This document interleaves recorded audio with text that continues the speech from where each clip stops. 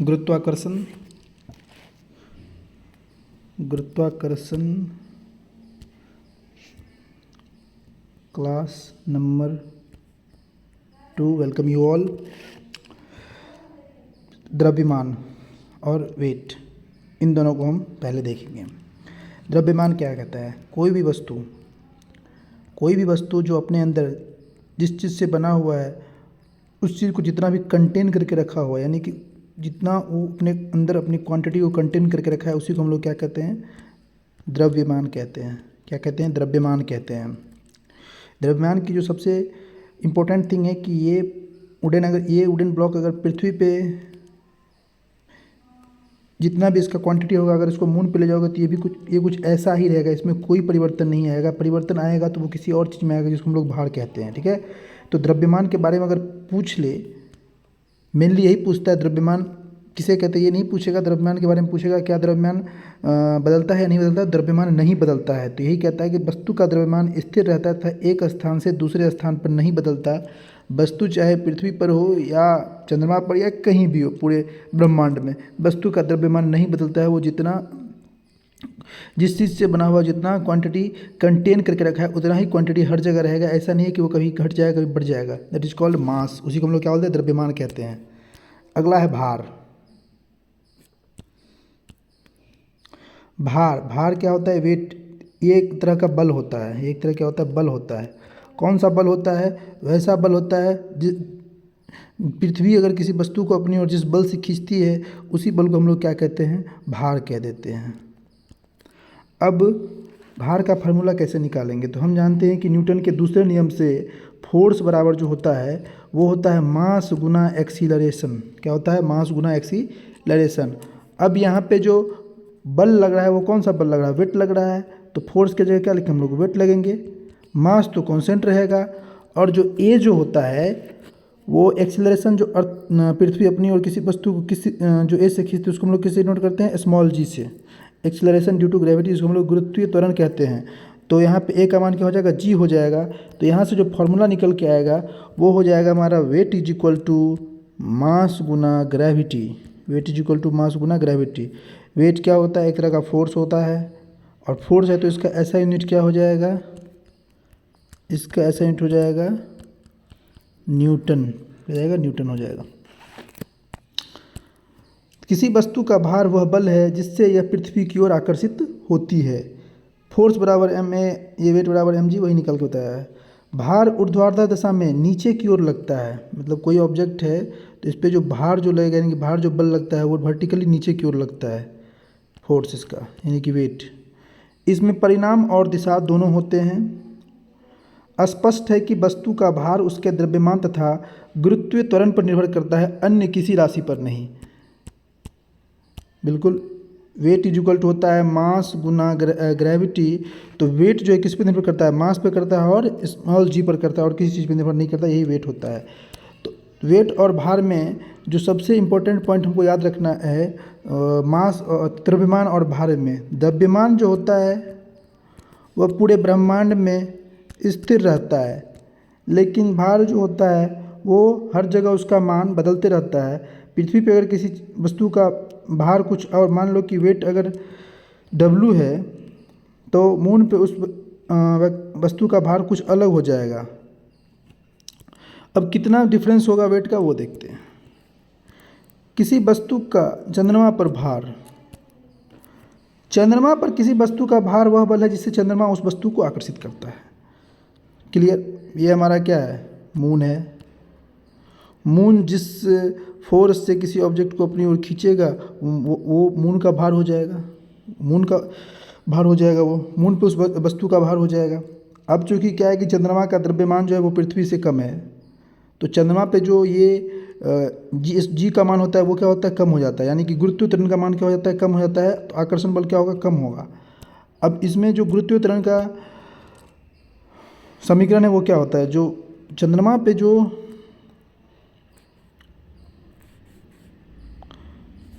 एक second, wait चंद्रमा पे यानी कि जो जी का मान होता है वह 1/6 होता है अर्थ पे जितना जी का मान होता है, इसको ध्यान रखना है। यानी कि चंद्रमा का गुरुत्वीय त्वरण पृथ्वी की तुलना में 1/6 होता है। तो अगर गुरुत्वीय त्वरण 1/6 होगा तो किसी वस्तु का जो भार होगा वो चंद्रमा पे कितना हो जाएगा, वो 1/6 हो जाएगा अर्थ के उपेक्षा में। किसी वस्तु का अर्थ पे जितना वेट होगा उसका 1/6 वेट हो जाएगा चंद्रमा पे, क्योंकि वहाँ पे जी का मान जो है सो क्या है, कम है। यही डिफरेंस है। यही पॉइंट याद रखना है कि चंद्रमा का गुरुत्वीय त्वरण पृथ्वी की तुलना में 1/6 है, अतः पृथ्वी पर किसी वस्तु का भार जितना होगा चंद्रमा पर उसका 1/6 हो जाएगा। ये इंपॉर्टेंट पॉइंट। अब इसमें दो चीज़ें और याद रखनी है हम लोगों को। पृथ्वी के गुरुत्वीय त्वरण में क्या मान में कब परिवर्तन होता है। पहले बात देखो, ये हमारा अर्थ है, ये इक्वेटर है और ये पोल है। अभी अर्थ जिस स्थिति में है, अगर इस स्थिति में बात करें, यानी कि जो हमारा नेचुरल स्थिति में अर्थ जिस स्पीड से घूम रही है, अगर अभी इस स्थिति में बात करें तो अभी भूमध्य रेखा पर जी का मान क्या होता है, कम होता है। और भूमध्य रेखा जैसे हम पोल की तरफ जाएंगे तो जी का मान यहाँ पे क्या हो जाएगा, मैक्सिमम हो जाता है। तो यहाँ से एक पॉइंट निकल के आया कि जी का मान पोल पे ज़्यादा होता है जी का मान इक्वेटर पर से। क्लियर, इसको ध्यान रखना। वही यहाँ पे लिखा हुआ है कि भूमध्य रेखा पर जी का मान न्यूनतम होता है। आगे देखो,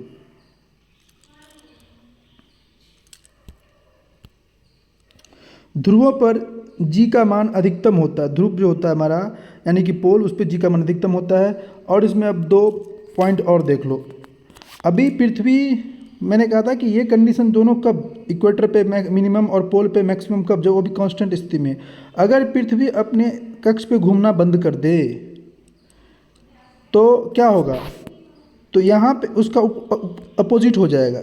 अपोजिट क्या हो जाएगा कि जो जी का मान इक्वेटर पे है वो मैक्सिमम हो जाएगा और जो जी का मान पोल पर है वो लगभग मिनिमम हो जाएगा। यानी कि उसका अपोजिट होगा। अगर पृथ्वी घूमना बंद कर दे तो जो स्मॉल जी का मान है वो इक्वेटर पे अधिक होगा और पोल पे क्या हो जाएगा, कम हो जाएगा। इसमें और एक पॉइंट ध्यान रखने वाली ये है कि अगर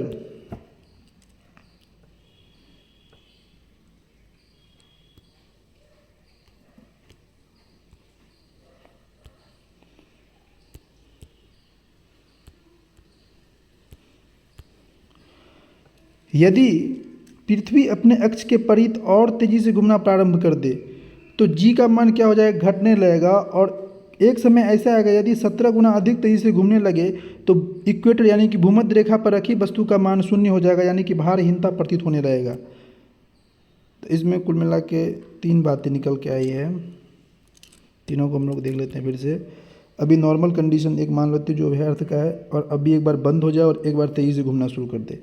अभी जो हमारा यूनिवर्सल कंडीशन है वो क्या होता है कि जो इक्वेटर है यहाँ पे जी का मान क्या होता है, मिनिमम होता है, और पोल है यहाँ पे जी का मान क्या होता है, मैक्सिमम होता है। अगर पृथ्वी बंद कर दे घूमना, अगर घूमना बंद कर दे तो इक्वेटर पे जी का मान क्या हो जाएगा, मैक्सिमम हो जाएगा, और पोल पे जी का मान क्या हो जाएगा, मिनिमम हो जाएगा। और अगर ये 17 गुना स्पीड से घूमने लगे तो इक्वेटर पे क्या हो जाएगा, वस्तु का भार क्या हो जाएगा, भारहीनता महसूस होने का, यानी कि जी का मान लगभग 0 हो जाएगा। ये तीनों कंडीशन है, इसको ध्यान रखना अपने को, इसको ध्यान रखना है। नेक्स्ट, पृथ्वी तल से ऊपर जाने पर जी का मान घटता है और पृथ्वी तल से नीचे जाने पर भी जी का मान घटता है। बिल्कुल क्लियर है। ये अर्थ है, अर्थ का मान लेते हैं कि रेडियस है, ये सेंटर है। इससे ऊपर जितना वस्तु जाएगा, हाइट डिस्टेंस क्या होगा उतना ही बढ़ेगा। तो यहाँ पे क्या हो जाएगा, जो स्मॉल जी का मान हो जाता है वो घटने लगता है ऊपर जाने के साथ साथ। और इसी सेम केस अगर हम लोग धरती के नीचे जाएंगे तो भी स्मॉल जी का मान क्या होगा, घटने लगेगा। अगला हमें लिफ्ट में किसी वस्तु का आभासी भार, apparent weight of any body in the lift. इसमें भी लगभग 3 केस होते हैं। यदि लिफ्ट किसी त्वरण से ऊपर की ओर जाती है तो वस्तु का जो आभासी भार होता है अपने वास्तविक भार से अधिक प्रतीत होता है, क्योंकि प्रतिक्रिया बल बढ़ जाता है। This is lift. Okay, lift किसी एक्सेलरेशन ए से ऊपर जा रही है और लिफ्ट को धरती भी एक इस पर बल लगा रही है, जिसको हम लोग वेट बोलते हैं, और वहाँ जो एक्सेलरेशन लग रहा है वो जी लग रहा है। तो यहाँ जो फोर्स लग रहा होगा वो क्या लग रहा होगा, ऊपर जा रही है किस फोर्स से, F बराबर एम ए से। पृथ्वी इसको अपनी ओर खींच रही है वेट बराबर एम जी से। तो इस केस में जो टोटल फोर्स लगेगा वो क्या हो जाएगा, M A plus M G, यानी कि weight is equal to M into G plus A. तो ये क्या होगा, और इसका एक्चुअल वेट क्या होगा व्यक्ति का, वो हो जाता है हमारा m g. In this case apparent weight of any body is greater than actual weight. Apparent weight of any body is greater than actual weight. तो अगर लिफ्ट किसी एक्सेलरेशन ए से ऊपर जा रही है, उस केस में जो हमारा फोर्स लगेगा, नेट फोर्स लगेगा, वो हो जाएगा वेट बराबर एम इंटू एक्सेलरेशन ए प्लस स्मॉल जी। और इस केस में जो वस्तु का आभासी भार होगा वो वास्तविक भार से क्या हो जाएगा। अगला,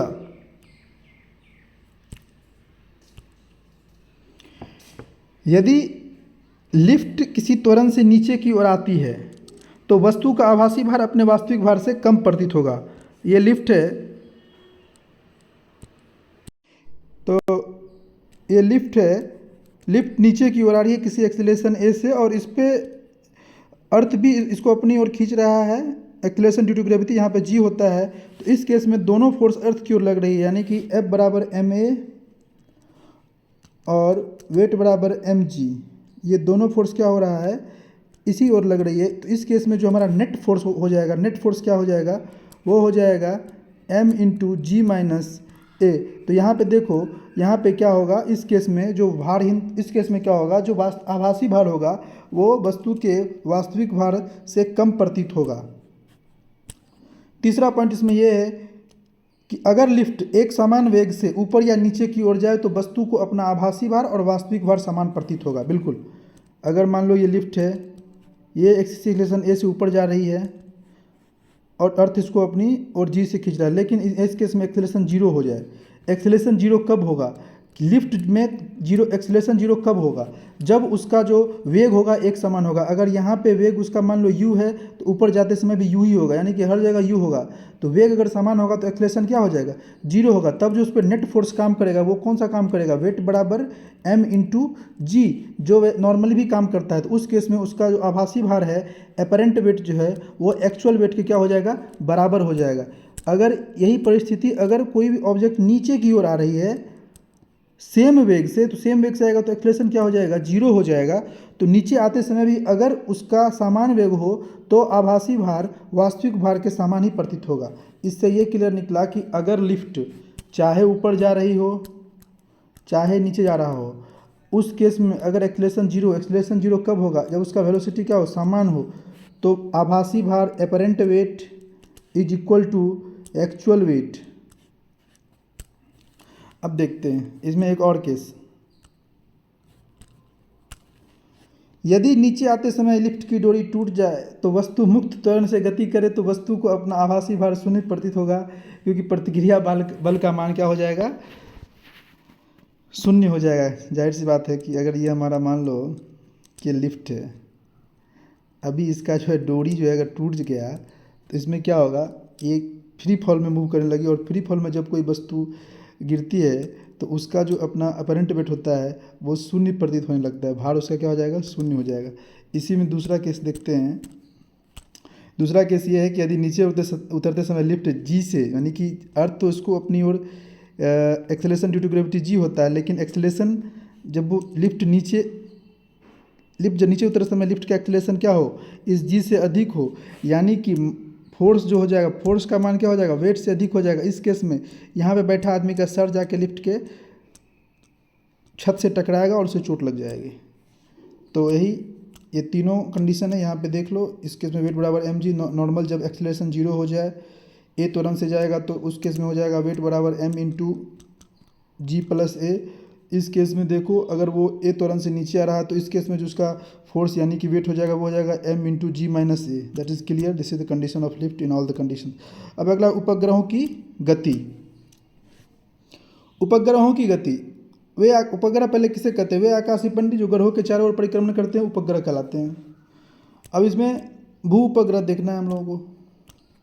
भू उपग्रह, भू उपग्रह वे पिंड होते हैं जो पृथ्वी के पारित परिक्रमण करते हैं। इनकी गतियाँ ग्रहों की सूर्य के पारित गतियों के बहुत समान होती है, यानी कि ये भू उपग्रह जिस प्रकार अदर प्लैनेट सन का चक्कर लगाते हैं उसी तरह ये भी पृथ्वी की चक्कर लगाते हैं और इस पर भी केपलर के नियम लागू होते हैं। इन उपग्रहों की पृथ्वी के परित कक्षाएं वृत्ताकार अथवा दीर्घवृत्ताकार होती है। अगला है, पृथ्वी के चारों ओर परिक्रमा कर रहा कृत्रिम उपग्रह इसीलिए पृथ्वी पर नीचे नहीं गिरता क्योंकि पृथ्वी का आकर्षण बल कृत्रिम उपग्रह की गति के लिए आवश्यक त्वरण प्रदान करता है।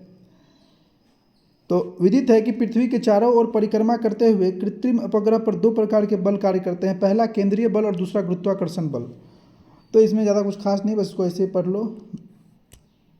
इसमें जो कुछ पॉइंट याद करने वाली है वो मैं बताऊँ, वो भूतुल्यांकी उपग्रह, इसको देख लेना है। इसमें क्या होता है ना, भूतुल्यांकी उपग्रह, ये मतलब कि इसका जो परिक्रमण काल 24 घंटे के बराबर ही होती है और ये लगभग पृथ्वी से कितनी ऊंचाई पे होती है, 36,000 किलोमीटर की ऊंचाई पे रहती है। परिक्रमण काल इसका कितना होता है, 24 घंटा के बराबर होता है, यानी कि ये पृथ्वी के बराबर ही इसका सब कुछ होगा मेनली। तो इसको हम लोग भूतुल्यांकी उपग्रह कहते हैं। 36,000 किलोमीटर याद रखना हाइट, और ये 24 घंटा, और ये नाम याद रखना भूतुल्यांकी उपग्रह। अगला है पलायन वेग। पलायन वेग क्या होता है ना कि ये अर्थ है, जब हम अर्थ को किसी भी वस्तु को अर्थ से ऊपर की ओर फेंकते तो ये वापस नीचे की ओर आ जाता है। अब सवाल ये उठता है कि किसी वस्तु को कितना स्पीड से फेंके कि वो अर्थ से बाहर चला जाए और फिर वापस कभी धरती पे आए ही नहीं।